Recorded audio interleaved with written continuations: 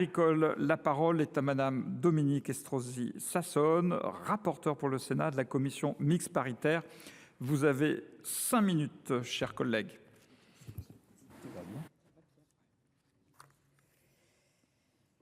Monsieur le Président, Monsieur le Ministre, mes chers collègues, alors que nous venons tout juste d'achever l'examen du projet de loi d'orientation agricole, un grand texte, au moins par sa taille et par son parcours législatif, qui aura duré une année entière, nous nous penchons ce matin sur une proposition de loi au périmètre beaucoup plus restreint et à la gestation beaucoup plus rapide.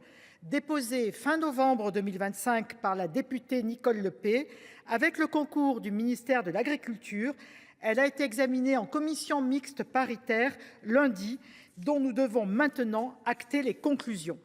Cette petite proposition de loi relative au fonctionnement des chambres d'agriculture et de la mutualité sociale agricole n'en reste pas moins cruciale pour l'exercice de la démocratie agricole qui était son titre initial. Elle répond en effet à une situation urgente: assurer la continuité du fonctionnement des caisses de mutualité sociale agricole et des chambres départementales d'agriculture au cœur de notre démocratie agricole. Les bureaux des chambres d'agriculture doivent être en effet constitués au plus tard le 5 mars prochain. Or, en raison des incompatibilités prévues à l'article L. 254-1-2 du Code rural, il n'aurait plus été possible pour les associés coopérateurs ou administrateurs de coopératives ayant choisi la vente plutôt que le conseil de produits phytosanitaires de siéger dans les bureaux des chambres départementales d'agriculture et au conseil d'administration de la tête de réseau Chambres d'agriculture France. Premier concerné, son président, Sébastien Windsor, nous avait alerté de longue date sur cette problématique risquant de restreindre le vivier des professionnels éligibles.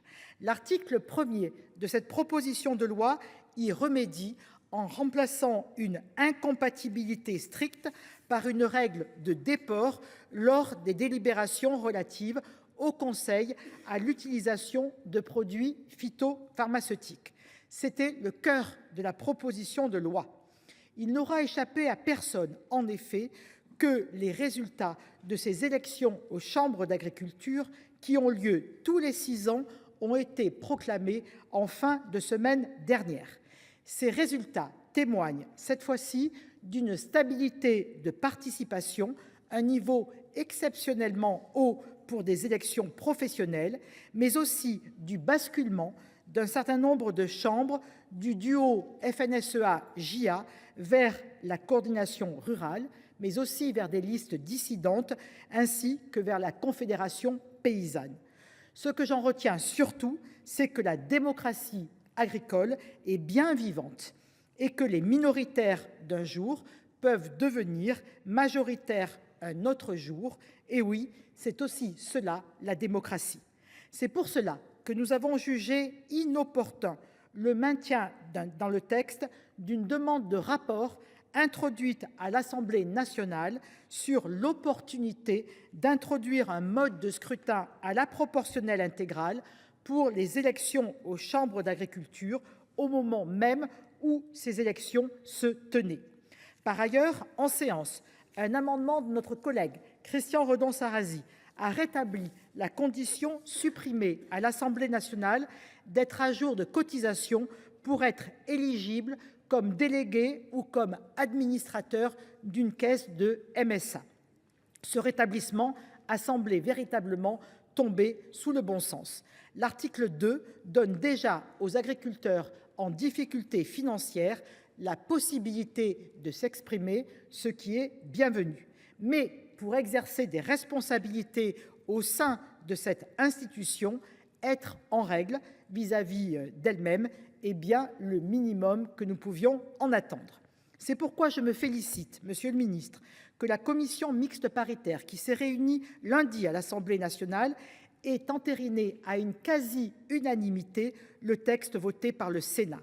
Ce résultat est le fruit du travail de notre rapporteur, Vincent Louault, que je salue, et de tous les sénateurs particulièrement investis sur les sujets agricoles depuis plusieurs mois et que je souhaite sincèrement remercier pour leur investissement et leur engagement.